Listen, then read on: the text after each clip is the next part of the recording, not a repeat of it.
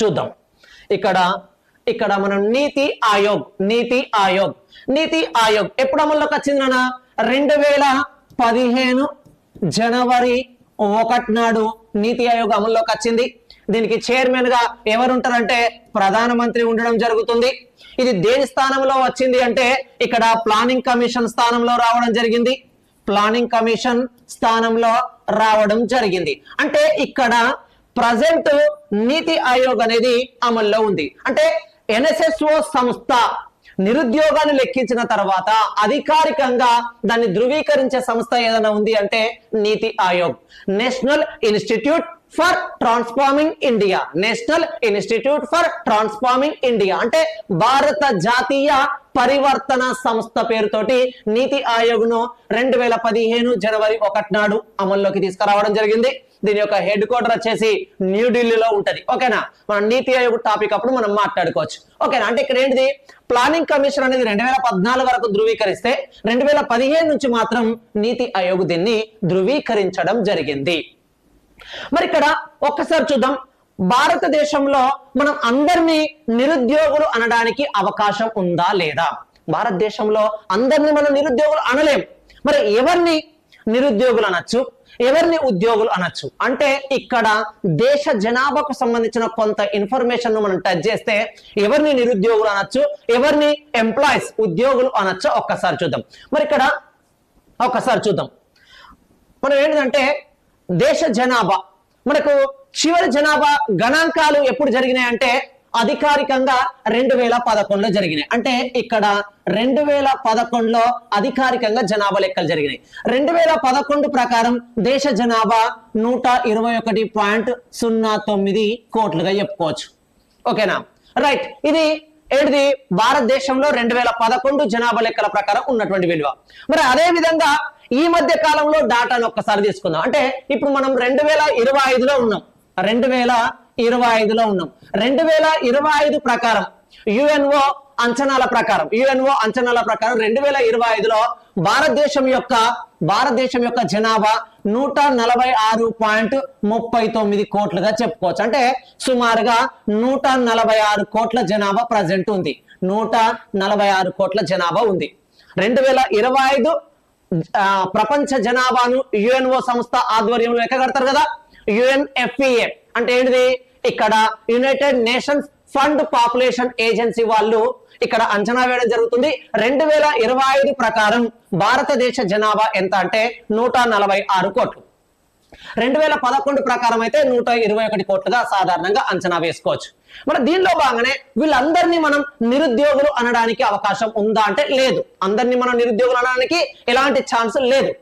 మరి ఇక్కడ ఒక్కసారి చూద్దాం, వీళ్ళందరినీ మనం నిరుద్యోగులు అనలేమంటే అసలు వీళ్ళ యొక్క జీవన ప్రమాణ స్థాయి అంటే లైఫ్ ఎక్స్పెక్టెన్సీ ఎట్లా ఉందో కూడా తెలుసుకోవాలి. అంటే ఇక్కడ వీళ్ళ యొక్క జీవన ప్రమాణ స్థాయి అంటే ఇక్కడ లేటెస్ట్ గా లైఫ్ ఎక్స్పెక్టెన్సీని తీసుకుందాం. లైఫ్ ఎక్స్పెక్టెన్సీ అంటే భారత్ లో ఒక వ్యక్తి యొక్క ఆయుర్దాయం లేదా జీవిత కాలం ఏ విధంగా ఉందో ఒక్కసారి చూద్దాం. ఇప్పుడు మనకు లేటెస్ట్ లైఫ్ ఎక్స్పెక్టెన్సీ డీటెయిల్స్ ఎప్పుడు వచ్చినాయి అంటే 2025 మే 6 నాడు ఇక్కడ రిలీజ్ చేయడం జరిగింది. ఎవరు? UNO కి చెందిన UNDP సంస్థ, UNO కి చెందిన UNDP అనేటువంటి సంస్థ, ఐక్యరాజ్య సమితికి చెందినటువంటి ఇక్కడ యునైటెడ్ నేషన్స్ డెవలప్మెంట్ ప్రోగ్రామ్ వాళ్ళు ఇక్కడ 2025 మే 6 నాడు ప్రపంచ దేశాల యొక్క అభివృద్ధి స్థాయిలను అంచనా వేసి ఒక రిపోర్ట్ ను విడుదల చేశారు. ఆ రిపోర్ట్ పేరు ఏంటిదంటే HDR హ్యూమన్ డెవలప్మెంట్ రిపోర్ట్, మానవ అభివృద్ధి నివేదిక. ఈ రిపోర్ట్ ప్రకారం మన భారత్ లో ఒక వ్యక్తి యొక్క సగటు ఆయుర్దాయం ఎంత అంటే ఈ రిపోర్ట్ ప్రకారం Indian persons average life expectancy ఎంత అంటే 72 ఇయర్స్. ఇందులో మేల్ లైఫ్ ఎక్స్పెక్టెన్సీ ఎంత అంటే ఇందులో మేల్ లైఫ్ ఎక్స్పెక్టెన్సీ యావరేజ్ చేస్తే 71 అంటే 1 ఇయర్ తగ్గింది. అదే విధంగా ఫీమేల్ లైఫ్ ఎక్స్పెక్టెన్సీ యావరేజ్ చేస్తే 74 ఇయర్స్. అంటే భారతదేశంలో ఇక్కడ పురుషుల ఆయుర్దాయం కంటే స్త్రీల యొక్క ఆయుర్దాయమే ఎక్కువగా ఉండడం జరుగుతుంది. ఇక్కడ మేల్ లైఫ్ ఎక్స్పెక్టెన్సీ ఇక్కడ 71 సంవత్సరాలు అయితే ఫీమేల్ లైఫ్ ఎక్స్పెక్టెన్సీ 74 సంవత్సరాలు. మొత్తంగా ఆవరేజ్ చేస్తే ఇక్కడ 72 సంవత్సరాలు. భారత్ లో ఒక వ్యక్తి యొక్క సగటు ఆయుర్దాయం 72 సంవత్సరాలు. అంటే ఇప్పుడు దీన్ని కంపేర్ చేద్దాం. ఇక్కడ ప్రస్తుతం 2025 ప్రకారం భారతదేశ జనాభా ఎంత? 146 కోట్లు. ఓకేనా? రైట్. 2011 ప్రకారం అయితే ఓల్డ్ డాటా అంటే లాస్ట్ సెన్సెస్ 121 కోట్లు. ఇప్పుడు దీన్ని రెండింటిని కంపేర్ 146 కోట్ల జనాభా ఉంది. ఒక వ్యక్తి యొక్క సగటు ఆయుర్దాయం 72 సంవత్సరాలు ఉంది. మరి ఇప్పుడు ఈ 72 సంవత్సరాలలోనే మొత్తం దేశ జనాభా అంటే 146 కోట్ల దేశ జనాభా ఉంది. అవునా కాదా? మరి వీళ్ళలో అందరినీ మనం నిరుద్యోగులు అనవచ్చా అంటే అనరాదు. మరి దానికి సంబంధించిన డీటెయిల్స్ అంటే ఇక్కడ ఆయుర్దాయాన్ని ఆధారంగా చేసుకొని దేశ జనాభాను మనం సాధారణంగా నిరుద్యోగం టాపిక్ లో 3 రకాలుగా డివైడ్ చేసుకోవచ్చు. అంటే ఇక్కడ ఆయుర్దాయాన్ని ఆధారంగా చేసుకొని లైఫ్ ఎక్స్పెక్టెన్సీ ఆయుర్దాయాన్ని ఆధారంగా చేసుకొని దేశ జనాభాను మనం ఎన్ని రకాలుగా విభజించుకోవచ్చు అంటే దేశ జనాభాను 3 రకాలుగా విభజించుకోవచ్చు. ఎట్లా? మొత్తం ఇక్కడ దేశ జనాభా 146 కోట్లు ఉంది. ఈ మొత్తం 146 కోట్ల జనాభా ఎంత? 0 to 72 ఇయర్స్ ఏజ్ గ్రూప్ లోనే ఉండడం జరుగుతుంది. అవునా కాదు? ఈ 146 కోట్ల జనాభా 72 సంవత్సరాల లోపే ఉంటుంది కాబట్టి ఒక్కసారి వీళ్ళను కంపేర్ చేద్దాం. దేశ జనాభాను దీన్ని బేస్ చేసుకొని 3 రకాలు అనుకున్నాం కదా. ఒకటి ఇక్కడ 0 to 14 ఏజ్ గ్రూప్ ఒకటి, 0 to 14 ఏజ్ గ్రూప్ ఒకటి. అదే విధంగా రెండవది వచ్చేసి 15 to 64 age group. Old data తీసుకుంటే 15 to 59 మాత్రమే ఉండేది, కానీ న్యూ డేటా ఇప్పుడు 15 to 64. తర్వాత థర్డ్ వన్ తీసుకున్నట్లయితే ఇక్కడ 65 to ఇప్పుడు ప్రజెంట్ ఎంత ఉంది? 72 ఇయర్స్ ఉంది. అంటే 65 ప్లస్ అన్నట్టు.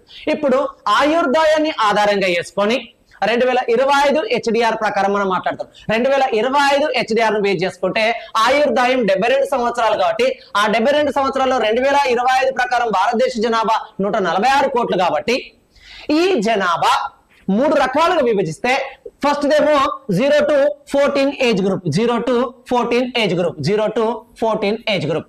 మరి 0 to 14 ఏజ్ గ్రూప్ లో ఉన్నటువంటి జనాభా పని చేస్తుందా అంటే పని చేయదు. ఎందుకంటే వీళ్ళు చైల్డ్స్, చిన్న పిల్లలు కాబట్టి వీళ్ళను పనులలో వాడుకోవడానికి అవకాశం ఉందా అంటే వాడుకోవడానికి అవకాశం లేదు. అదే విధంగా థర్డ్ వన్ తీసుకోండి. థర్డ్ వన్ 65 సంవత్సరాలు దాటినటువంటి ఎవరినైనా మనం ఏజ్డ్ పీపుల్స్ గా చెప్తాం. ఏజ్డ్ పీపుల్ గా చెప్పడం జరుగుతుంది. అంటే వృద్ధులుగా చెప్పడం జరుగుతుంది. వీళ్ళు పనులలో పాల్గొనడానికి అవకాశం ఉందంటే వీళ్ళు కూడా పనులలో పాల్గొనడానికి అవకాశం లేదు. మరి దేశ జనాభాలో ఎవరిని మనము పని చేయడానికి అవకాశం ఉన్న ఏజ్ గ్రూప్ గా చెప్తారంటే దేశ జనాభాలో 15 to 64 ఏజ్ గ్రూప్ లో ఉన్నటువంటి వారిని మాత్రమే పని చేయడానికి కావాల్సిన అర్హత వయసుగా చెప్పడం జరుగుతుంది. దేశ జనాభాలో 15 to 64 ఏజ్ గ్రూప్ లో ఎవరైతే ఉన్నారో వాళ్ళను మాత్రమే పని చేయడానికి కావాల్సిన అర్హత వయసుగా చెప్తారు. మరి వాళ్ళని ఏ పేరుతో పిలుస్తారు అంటే ఇక్కడ ఒక్కసారి చూద్దాం.